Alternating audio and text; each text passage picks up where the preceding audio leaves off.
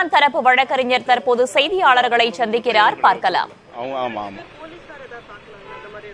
இல்ல, யாருமே போலீஸ்காரங்களை உள்ள வந்து தாக்கலங்க. இவங்க போலீஸ்காரங்க வந்து அத்துமீறி உள்ள நுழையும் போதுதான் தள்ளுமுள்ளு நடக்குது. இவரை வந்து வலுக்கட்டாயமா ஜீப்ல ஏத்தும் போதுதான் அந்த துப்பாக்கி வந்து அவர் இடுப்புல இருந்து தெரிய வருது. எடுத்துதான் கொடுக்கிறாரு ஒளி, அவர் துப்பாக்கி காமிச்சு அவர் மிரட்டல. தெரியும். அது நீங்க காவல்துறையிட்ட தான் கேட்கணும். இல்ல, அதாவது அவங்க வந்து அந்த நோட்டீஸை கிழிச்சதுக்காக வர்றதாக தான் சொல்றாங்க. நம்ம போலீஸ் காவல்துறையை வந்து ஒட்டும் போது கிழிக்கப்படல. அந்த நோட்டீஸ் வந்து பிற்பாடு ஒட்டிட்டு போன பிறகு தகவல் தெரிஞ்ச பிறகுதான் அதை ரிமூவ் பண்றாங்க. அது என்ன செய்திங்கிறது தகவல் தெரிஞ்ச பிறகுதான் அதை ரிமூவ் பண்றாங்க.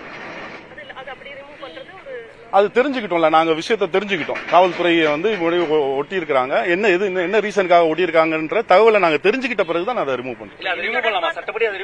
அதாவது இருக்கணும்னு அவசியம் கிடையாது. அதாவது நாங்க எங்களுக்கு அது தகவல் தெரிஞ்சிருச்சு. சீமான் அண்ணன் வந்து நாளைக்கு ஆஜராக வேண்டும் அப்படின்ற தகவலை நாங்க தெரிஞ்சுட்டோம். தெரிஞ்ச பிறகு அதை ரிமூவ் பண்றாங்க. இல்ல, அதை கலந்து பேசிட்டு தான் அதை முடிவு பண்ணணும். அரசியல் காரணத்துல தான், வேற பியூர்லி அரசியல் காரணத்துல தான். ஏன்னா அவர் வந்து தொடர்ச்சியாக இப்போ ஆளுங்கட்சியை எதிர்த்து அவர் அரசியல் செய்வதனால அவருக்கு அகேன்ஸ்டா இந்த மாதிரி தேவையற்ற செயல்கள்ல இப்போ காவல்துறையை ஏவி விடுறாங்க. வேற ஒண்ணும் தெரியல, இதுவரை இன்னும் போடல. இல்ல, இன்னும் இன்ஃபர்மேஷன் கொடுக்கல. நிர்வாகிகள் நிறைய பேர் கூடுதலால பாதுகாப்பு எல்லாம் போடுறாங்க, தடுப்பு எல்லாம் அமைக்கிறாங்க. நிர்வாகிகள் என்ன சொல்றீங்க? நிர்வாகிகள் யாரும் வரல, எல்லாம் வழக்கறிஞர்கள் தான் வந்திருக்காங்க. இப்போ சட்ட ரீதியா காவல்துறை என்ன சார் பேசிருக்கீங்க உங்க சைட்ல இருந்து? சட்ட ரீதியா வந்து நீங்க பண்றது வந்து தேவையற்ற ஒரு வழக்க பதிவு பண்றதுக்கு நீங்க முற்படுறீங்க. அது வேண்டான்னு நான் கேட்டிருக்கிறேன். அதை வந்து அவங்க அதை கன்சிடர் பண்ணல. அவங்க நடவடிக்கை எடுக்க தான் போறோம்னு சொல்றாங்க.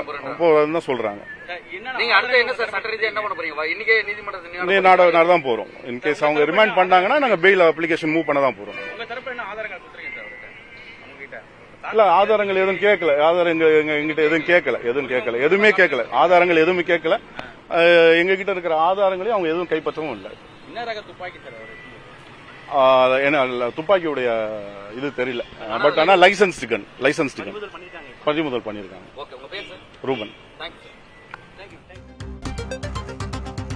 சீமான் வீட்டுக்கு சென்ற காவல்துறையினருக்கும் அங்கிருந்தவர்களுக்கும் இடையே தள்ளுமுள்ளு ஏற்பட்டு இருவர் கைது செய்யப்பட்டிருக்கும் நிலையில் அது தொடர்பாக விளக்கம் அளித்திருக்கிறார் சீமானின் வழக்கறிஞர். அரசியல் காரணங்களுக்காகவே இதுபோன்ற நிகழ்வுகள் தொடர்வதாகவும் காவலர் வைத்திருந்த துப்பாக்கிக்கு உரிமம் உள்ளது என்றும் அவர் கூறியிருக்கிறார்.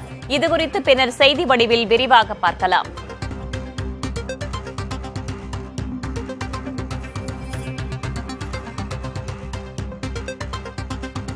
சீமான் வீட்டு காவலாளி காவலர்களை தாக்கவில்லை என்றும் அவர் வைத்திருந்த துப்பாக்கிக்கு உரிமம் இருக்கிறது என்றும் குறிப்பிட்டிருக்கிறார் சீமானின் வழக்கறிஞர்.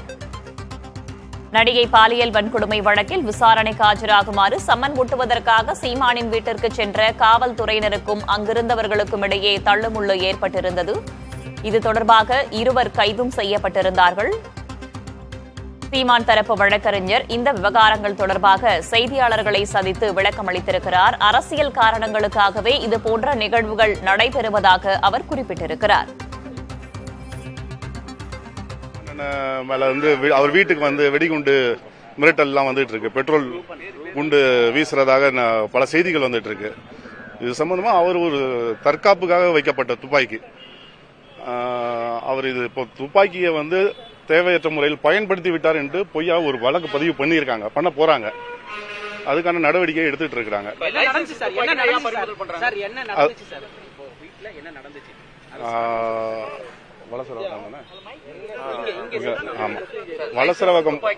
வலசரவாக்கம் காவல் நிலையத்தில் இன்னைக்கு வந்து சீமான் ஆஜராக சொல்லி இன்னைக்கு அழைப்பானை கொடுத்திருந்தாங்க. ஆனா இன்னைக்கு அவரால் ஆஜராக முடியாதுன்ட்டு நாங்க வழக்கறிஞர்லாம் எல்லாரும் சேர்ந்து போய் அவங்களுக்கு வந்து ஒரு கடிதம் கொடுத்துட்டு வந்தோம், இன்னைக்கு ஆஜராக முடியாதுன்னு. அது சம்பந்தமா இன்னைக்கு வந்து அழைப்பானையை அவங்க வீட்டிலே வந்து ஒட்டிட்டு போனாங்க. ஒட்டிட்டு போகும்போது அதை பார்த்துட்டு இருந்த ஒரு தம்பி வந்து அதை கிழிச்சிருக்கிறாப்புல. அதுக்காக போலீஸ் வந்து அத்துமீறி அவர் சீமானண்ண வீட்டுக்குள்ள அத்துமீறி உள்ள நுழைஞ்சு தாக்க முற்படும் போது அவர் தாக்கி முற்பட்டு வெளியில கூட்டிட்டு வரும்போது அவர் இடுப்புல இருந்த துப்பாக்கியை வந்து பார்த்து போலீஸ் அதை கைப்பற்றாங்க. அவர் வந்து துப்பாக்கியை வந்து பயன்படுத்தவும் இல்லை, அதை வந்து அவர் மிரட்டவும் கிடையாது. ஆனா இப்ப மிரட்டினதாக ஒரு புகாரை வந்து சொல்றாங்க. இப்ப அவங்கள 2 பேரையும் காவல் நிலையத்தில் அழைச்சு வச்சிருக்காங்க. இப்போ ஒட்டிட்டு அவங்க போயிட்டாங்க. வலசரவாக்கம் காவல் நிலையத்தில் சேர்ந்தவங்க ஒட்டிட்டு அவங்க போயிட்டாங்க. போயிட்ட பிறகுதான் இது கிழிச்சிருக்காங்க. இவரா உடனே அவங்க முன்னாடி எல்லாம் கிழிக்கல. லைசன்ஸ்டு கன்னு தான், அவருடைய தற்காப்புக்காக அவர் வச்சிருக்கிற கன்னு தான். சீஸ் பண்ணக்கூடாது, ஆனா பண்ணிருக்காங்க. இப்போ காரணம் எதுவும் காரணம் ஒன்னும் வெளிப்படையா ஒன்னும் சொல்லல. இல்ல மிரட்டல, துப்பையை காட்டி மிரட்டவில்லை. கையில வச்சு அதெல்லாம் மிரட்டல. அவர் இடுப்புல இருந்தது, இடுப்புல அவரை வலுக்கட்டாயமா வண்டியில ஏத்தும் போது அவர் எடுத்து கொடுக்கறாரு. அந்த மாதிரி துப்பாக்கியை எடுத்து கொடுக்கும் போது அது வந்து மிரட்டினதாக அதை சித்தரிக்கிறாங்க.